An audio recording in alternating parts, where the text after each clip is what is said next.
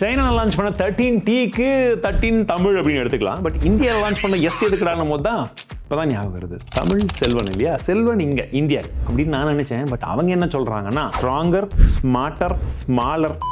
So first ஒரு குயிக்கான அன்பாக்சிங்கை பார்த்துடலாம். எங்களுக்கு ஒரு ஸ்பெஷல் பாக்ஸில் வந்தது, நாங்கள் அதை வச்சு தான் அன்பாக்ஸ் பண்ணியிருந்தோம். அந்த பாக்ஸ்க்குள்ளே வேறு எதுவுமே கிடையாது, இந்த ஃபோன் பாக்ஸ் தான் இருந்தது. அதுக்குள்ளே நமக்கான ஸ்மார்ட் ஃபோன் அண்ட் அந்த கேஸுமே இருந்தது. ஆக்சுவலி ஒரு நல்ல கேஸ், இது க்ரீன் கலர் கேஸ். கூடவே வந்து பார்த்தீங்கன்னா நமக்கு charging cable, charger, booklets and SIM adjuster பின்னுமே இருந்தது. இந்த கேஸ் பர்டிகுலர்லி பார்க்கறதுக்கு ரொம்பவே நல்லா இருக்கு. ஆனால் ஃபீல் மட்டும் மேட்டாக இருக்கு. பட் இன்னும் கொஞ்சம் ஏதாச்சும் ஒரு டெக்ஸ்சர் கொடுத்துருந்தா நல்லா இருந்திருக்குமே தோணுது. பட் அட்லீஸ்ட் வந்து இந்த கலர் வேணும்னு சொல்லி வாங்குறவங்களுக்கு அதே கலரில் ஒரு கேஸை கொடுத்தது ஒரு நல்ல விஷயம். அண்ட் ஃபோனை ஃபர்ஸ்ட் கையில் எடுத்த உடனே ஃபீல் ஆகக்கூடிய ஒரு விஷயம் என்னன்னா, ஒரு காம்பாக்டான ஸ்மார்ட் ஃபோன்.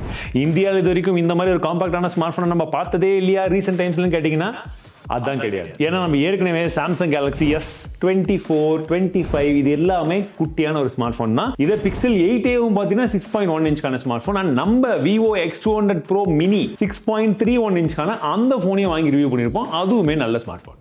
அப்போ ஐஃபோனு எஸ், இதுலேயுமே ஒரு ஸ்மார்ட் ஃபோன் இருக்குது, iPhone 16 அப்படின்ற பேரில். இந்த டிசைனை பார்க்கும்போது தான் ரொம்பவே யூனிக்காக எது இல்லை, டிசைனை பார்க்கும்போது கொஞ்சம் புதுசாக ட்ரை பண்ண மாதிரி இருக்கேன்னு தோணினாலும் அது அப்படி கிடையாது.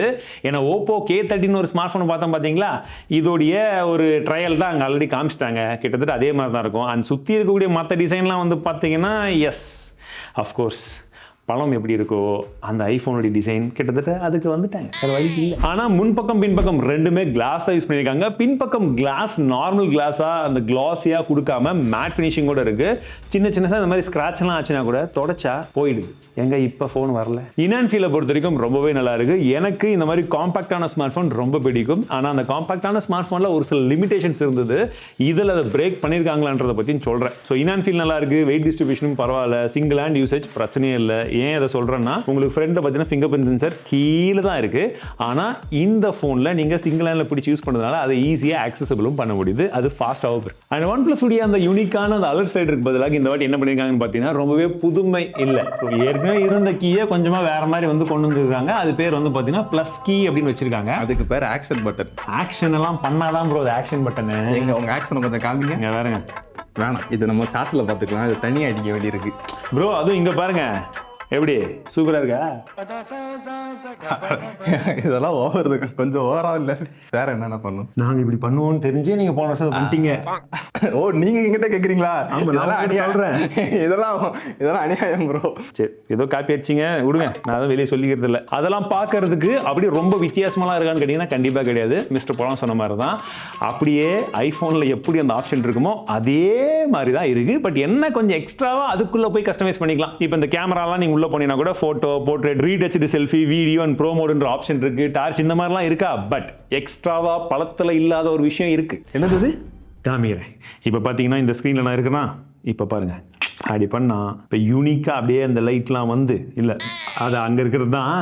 சரி ஓகே, அங்கே இருக்கிறது வந்துச்சா, ஆனால் அங்கே இல்லாததெல்லாம் வரும். இப்போ இந்த ஸ்க்ரீனில் இருக்கக்கூடிய விஷயத்தை அது என்ன பண்ணும், ஆட் பண்ணி என்னுடைய மைண்ட் ஸ்பேஸ்க்குள்ளே வச்சிருக்கோம். அந்த மைண்ட் ஸ்பேஸில் வெறும் ஸ்க்ரீன்ஷாட் மட்டும் கிடையாது, அந்த ஸ்க்ரீன்ஷாட் கூடவே அதுக்கான லிங்க், சப்போஸ் நம்ம ஏதாச்சும் ப்ரௌசரில் இருக்கணும் அதோடைய லிங்க் இருக்கும், அதோடைய சம்மரியும் வந்துடும். இல்லை ஏதாச்சும் ஈவெண்ட் இருக்குன்னா அது உங்கள் கேலண்டரில் ஆட் பண்ணிட்டுமான்ற அளவுக்குலாம் வந்துடும். நாங்கள் மைண்டே வச்சுப்போம் ப்ரோ.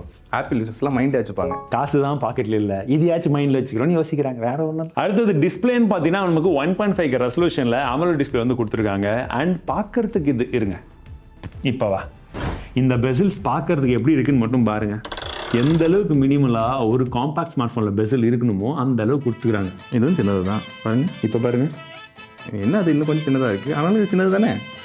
இல்லை இல்லையா? இல்லை, ஆமாண்ணா சின்னது தானே. நீங்களே சொல்லுங்க, இதுல சின்னதா இருக்கா, எஸ்ஸா இல்ல ஈயா? அண்ட் இது ஒரு LTPO டிஸ்பிளே, 120 ஹெர்ட்ஸ்க்கான ரெஃப்ரெஷ் ரேட் சப்போர்ட்டுமே வருது. கூடவே பார்த்தீங்கன்னா நமக்கு HBR பட்சத்தில் 1600 நெட்ஸ் வரைக்கும் இருக்கு, நார்மல் 800 நெட். ஸோ பிரைட்னஸை பொறுத்த வரைக்கும் நாங்கள் இண்டோர்லையும் டெஸ்ட் பண்ணிட்டோம், அவுட்டோர் யூஸ் பண்ண வரைக்கும் எந்த ஒரு இஷ்யூமே வந்து கிடையாது. ஈவன் டைரக்ட் சன்லைட்ல கூட விசிபிலிட்டி நல்லா இருக்கு. HDR சப்போர்ட் யூடியூப் மற்றும் நெட்ஃபிளிக்ஸ் ரெண்டுத்துலையுமே இருக்கு. கலர் ரீப்ரொடக்ஷன் ரொம்பவே நல்லா இருக்கு, வியூவிங் எங்கேயுமே நல்லா இருக்கு. சரி, இந்த அளவுக்கான விஷுவல் ட்ரீட்டுக்கு நமக்கு சவுண்ட் குவாலிட்டியும் நல்லா இருக்கணும் இல்லையா? கேட்டு பாருங்களேன்.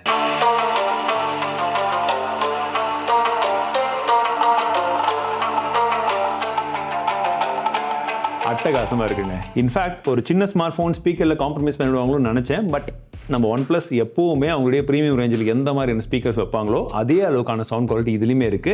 இன்ஃபேக்ட் பேஸ் கிளாரிட்டி ரெண்டுமே நல்லா இருக்கு. அடுத்ததா ஏஐ பத்தி பேசணும். அதாவது ஆர்டிஃபிஷியல் இன்டெலிஜென்ஸ். அந்த இன்டெலிஜென்ஸ் கிடையாது, ஏன்னா இன்னும் அது லான்ச் ஆச்சுன்னா தெரியல. இந்த பாருங்க, நான் சொல்றதுல உங்களுக்கு ஏதாச்சும் ஒன்று இருந்தா கூட கை தூக்குங்க, சரிங்களா? எல்லாமே நார்மலான விஷயம். அதுக்கு முன்னால ஏன்னு போட்டு ப்ரோ கால் அசிஸ்டன்ட்னா ஃபோன் வந்து அட்டன் பண்றது இல்ல ப்ரோ. ஃபோன் வந்து அட்டன் பண்ணிட்டு இங்க பாருங்க, இப்போ உஸ் तरफ अगर कोई आप भी बैठ के हिंदी में अगर बात करेगा तो நாம் அழகான தமிழில் இங்கு பேசுவதன் மூலமாக தமிழில் பேசும் அந்த வார்த்தையில் இந்தியில் அங்கு கூறப்படும், அங்கு அவர்கள் பேசும் இந்தி பாஷை நமக்கு தமிழில் கூறப்படும். இவ்வாறாக இது எங்கிட்ட இருந்து இதுல என்ன ஒரு பியூட்டினா, இது எங்கிட்ட இருந்து காப்பி அடிக்கல, சாம்சங்ல இருந்து காப்பி அடிச்சு வச்சிருக்கீங்க ப்ரோ. ஆண்ட்ராய்டு நாங்களாம் ஒண்ணுக்குள்ள ஒண்ணு, நீங்க வந்து கலக்க மூட்டாதீங்க ப்ரோ. சரி, முக்கியமான விஷயம் என்னன்னா, இந்த இதுல என்ன விஷயம்னா, இங்கிலீஷ் மட்டும் தான் சப்போர்ட், தமிழ் சப்போர்ட் இல்லட்டாங்க. ஆனா நாங்க தமிழ்ல பேசினா தமிழும் வருது. ஃபியூச்சர் நீங்க சொன்னதே வரல, நான் தமிழ்ல வரணும்னு சந்தோஷமாயிட்டேன். தமிழ்ல தான் வருது, ஆனா தமிழ் சப்போர்ட் இல்லைன்னு அவங்க சொல்லிக்கிறாங்க. ஓஹோ, நாங்க வருவோம், பொறுமையா வருவோம். அது இல்லாம ஏஐ வாய்ஸ், எப்ப ஏஐ இங்க போட்டுக்கோப்பா, நான் சொல்றேன் எல்லாத்தையுமே ஏஐ இருக்குதுங்க. இதை தான் நானும் சொன்னேன். சரி, voice scrub, translation, reframe and circle to search with Gemini live எல்லாம் இருக்குது. நானும் கண்டுபிடிச்சிட்டேன், ஜெமினி லைவ் இங்கேயே இருக்குது.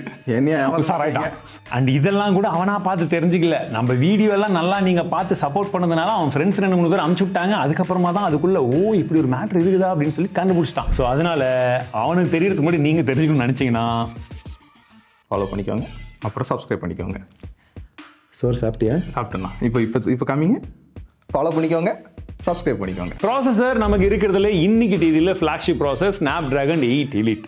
எஸ், இந்த ஃபார்ம் ஃபேக்டர்லையுமே நமக்கு அந்த ப்ராசஸர் கொடுத்துருக்காங்க. அதனால தான் எனக்கு ஒரு பயமும் கூட. ஏன்னா அந்த ப்ராசஸரை நம்ம ரீசெண்ட் டைம்ஸில் எந்த ஃபோன்லலாம் டெஸ்ட் பண்ணமோ எதுலையுமே ஒழுங்காக ஆப்டிமைஸ் பண்ணாமல் தான் இருந்தது. இதுலையாச்சும் பண்ணியிருப்பாங்களான்ற ஒரு சந்தேகம் எனக்குமே இருந்தது. பட் இதற்கு முன்னாடியே நம்ம சைனாவிலேருந்து OnePlus 13T இம்போர்ட் பண்ணோம்.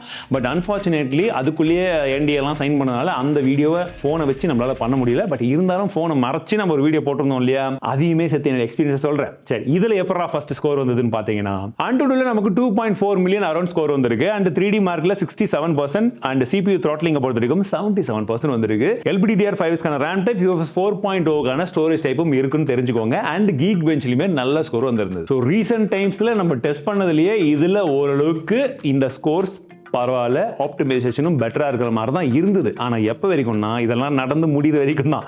ஏன்னா ஹீட்டிங்கை பொறுத்த வரைக்கும் அப்படியே செம்மையாக சூடாக ஆரம்பிச்சிருச்சு. மேக்ஸிமம் வந்து பார்த்தீங்கன்னா 49 டிகிரி செல்சியஸ் வரைக்கும் போச்சு. இந்த எல்லா டெஸ்ட்டுமே ஒரே டைமில் ரன் பண்ணும்போது வித்தவுட் ஏசி கண்டிஷன். சரி, இப்போ ப்ராக்டிக்கலாக கேமிங் டெஸ்ட்டுக்காக BGMA கண்டினியூஸாக விளையாட பார்க்கும்போது 1 ஹவருக்கான கேம் பிளேல பார்த்தீங்கன்னா எங்களுக்கு அரௌண்ட் 11% வரைக்கும் தான் பேட்டரி போச்சு, விச் இஸ் வெரி இன்ட்ரெஸ்டிங். ஏன்னா ரீசெண்ட் டைம்ஸில் நாங்கள் டெஸ்ட் பண்ண எல்லா ஸ்மார்ட் ஃபோன்லையுமே 20%, 22% வரைக்கும் பேட்டரி போயிருந்தது. இதில் இந்த ப்ராசஸரோட சேர்த்தே பேட்டரி லைஃப் நல்லாவே வந்து ரீட்டைன் ஆயிருக்கு. ஒன்று. ரெண்டாவது விஷயம், அது ரீட்டைன் ஆனதுக்கு இன்னொரு மிக முக்கியமான காரணம் என்னன்னு பார்த்தீங்கன்னா, BGMAல 120 FPS சப்போர்ட் இருக்குன்னு சொன்னாங்க. பட் இப்போ இந்த ஃபோனை டெஸ்ட் பண்ண வரைக்கும் எங்களுக்கு 90 FPS மட்டும் தான் வந்தது. அதில் கேம் பிளே எக்ஸ்பீரியன்ஸ் ஆப்வியஸ்லி உங்களுக்கு தெரியும், 8 Elite சூப்பரான கேம் பிளே எக்ஸ்பீரியன்ஸ், அதில் எந்த ஒரு விஷயமே வந்து கிடையாது. பட் 120 இருந்திருந்தா மேபி 11, 12 அப்படின்றது வந்து ஒரு வேலை 15, 16 போயிருந்திருக்கலாம். பட் அப்பயுமே அது ஓரளவுக்கு நல்ல ஆப்டிமைசேஷன் தான். சரி, குட்டியா இருக்கு, காம்பாக்டா இருக்கு, எலிட் சிப் இருக்கு, பர்ஃபார்மன்ஸ் நல்லா இருக்கு, இதெல்லாம் சரிதான். பேட்டரி எவ்வளோ இருக்குன்னு கேட்டிங்கன்னா, நம்ம சைனால இருந்து வாங்கணும் பாத்தீங்களா, அந்த 13Tல இருந்த அளவுக்கு பேட்டரி கிடையாது. இங்க கொஞ்சம் குறைச்சிட்டாங்க. எவ்வளவு இருக்குன்னு பாத்தீங்கன்னா, இதுல 5850 mAh பேட்டரி தான் இருக்கு. கிட்டத்தட்ட ஒரு 500 mAh அங்கிருந்து இங்க வரும்போது கரஞ்சி சட்டக்குது. அது இல்ல. ஆனா சப்போர்ட் பண்றதுக்கு 80 வாட்கான சூப்பர் ஹூக் சார்ஜர் பாக்ஸ்ல தர்றது ஒரு நல்ல விஷயம். வயர்லெஸ் சார்ஜிங் இருக்கான்னு கேட்டீங்கன்னா, இதுல வயர்லெஸ் சார்ஜிங் இல்லைங்க. சரி, இப்ப பின்பக்கம் கேமராவை பார்க்கலாம். ஏன்னா இந்த ஸ்லிம் போனு, இந்த காம்பாக்ட் போன்லாம் மிகப்பெரிய அடி எங்க வாங்கணும்னா இந்த கேமரால தான் வாங்கும். இதுலயும் வாங்குதான் தெரிஞ்சுக்க முடியும். முதல்ல ஸ்பெக்கை பார்த்துடலாம். 50 மெகாபிக்சலுக்கான Sony LYT 700 சென்சர் வந்து கொடுத்திருக்காங்க. ரெண்டாவதாக டெலஃபோட்டோ லென்ஸ் வந்து பாத்தீங்கன்னா 50 மெகாபிக்சலுக்கான கேமரா வந்து கொடுத்திருக்காங்க. 2x ஆப்டிகல் ஜூம் வரைக்கும் சப்போர்ட் இருக்கு. செல்ஃபியை பொறுத்த வரைக்கும் 32 மெகாபிக்சலுக்கான கேமரா. இது சின்ன ஒரு அப்கிரேட். சைனீஸ் வேரியன்ட் கம்பேர் பண்ணும்போது பேட்டரி கட் பண்ணும்ல, எதுவும் சொல்லக்கூடாதுன்றதுக்காக இங்க மாத்திருக்காங்க. அவுட்புட் குவாலிட்டியை பாருங்க, இமேஜ் குவாலிட்டி உண்மையாவே நல்லாவே இருக்கு. டீடைல்ஸுமே ரொம்பவே நல்லா இருக்கு. ஒரு சில இடத்துல கொஞ்சம் ஓவர் ஷார்ப்னிங் பண்ண மாதிரி தெரியுது. அதனாலே நமக்கு அந்த டீடைல்ஸும் எக்ஸ்ட்ராவா தெரியுது. பட் ஸ்டில் கலர் எல்லாமே வந்து பாத்தீங்கன்னா ஓரளவுக்கு நல்ல ரீட்டைனா இருக்கும் போது இமேஜோட குவாலிட்டி பார்க்கறதுக்கு நல்லா இருக்கு. டைனமிக் ரேஞ்சுமே நல்லா இருந்தது. ஆனா அது கன்சிஸ்டன்ட்டா இருக்கான்னு கேட்டீங்கன்னா 8 out of 10 கன்சிஸ்டன்ட்டா இருக்கு. ஒரு 2 டைம் மட்டும் என்ன பண்ணுதுன்னு பாத்தீங்கன்னா, கொஞ்சமா வந்து அந்த சேச்சுரேஷன் ஜாஸ்தி பண்ணுது, கொஞ்சம் பிளாக்ஸ் அதிகமா தெரியுது 1-2 போட்டோல. ஆனா சர்ப்ரைசிங்கா இருந்த விஷயம், டெலஃபோட்டோ கேமரால இமேஜ் குவாலிட்டி ரொம்பவே நல்லா இருக்கு. ப்ராசஸிங் சூப்பரா வந்திருக்கு. பேக்ரவுண்ட் பொக்கேவா இருக்கட்டும், இல்ல அந்த அந்த ஏர்லைன்லாம் கட் பண்ணி நமக்கு அதை தனியாக காமிக்கிறதா இருக்கட்டும், எல்லாமே சாஃப்ட்வேரில் நல்லா ஆப்டிமைஸ் பண்ணியிருக்காங்க. ஹோப்ஃபுல்லி எந்த ஒரு அப்டேட்டையும் கொடுத்து அதை கெடுத்து விடாமல் இருந்தால் சரி. ரியர் ஃபேசிங் கேமராவில் 4K 60 fps நம்ம வீடியோ எடுத்துகிட்டு இருக்கோம். இப்போ ஆடியோ வீடியோலாம் எப்படி இருக்குன்னு பாருங்கள்.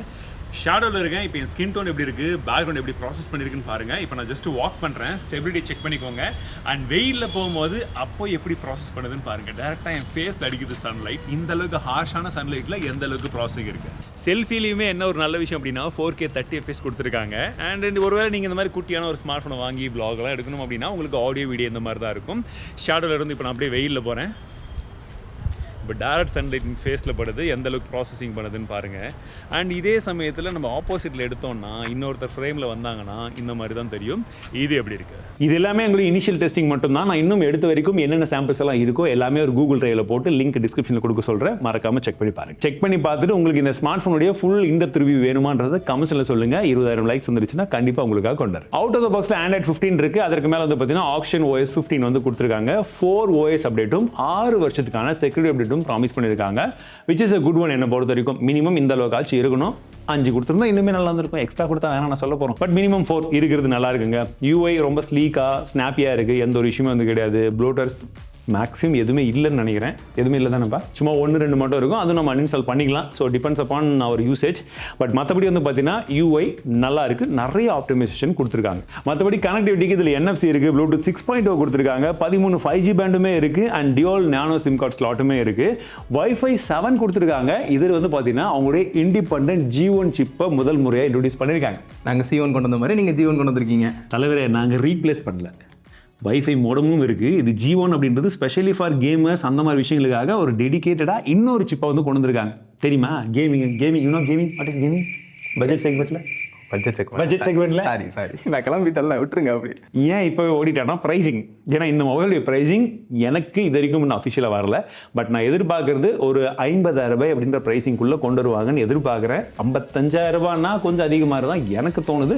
பட் எக்ஸாக்ட் ப்ரைஸிங் வந்தோடனே இங்கே போடுறேன் பாருங்கள். அந்த ப்ரைஸிங்க்கு இந்த ஸ்மார்ட் ஃபோன் ஒர்த்தா என்ன நினைக்கிறீங்க? என்னை பொறுத்த வரைக்கும் அந்த ஸ்லிம் ஸ்மார்ட் ஃபோனை கம்பேர் பண்ணுறதோட இந்த மாதிரி காம்பாக்ட் ஸ்மார்ட் ஃபோன் அப்படின்றது காமன் பீப்புளுக்கு இன்னுமே பெட்டராக இருக்கும்னு நினைக்கிறேன்.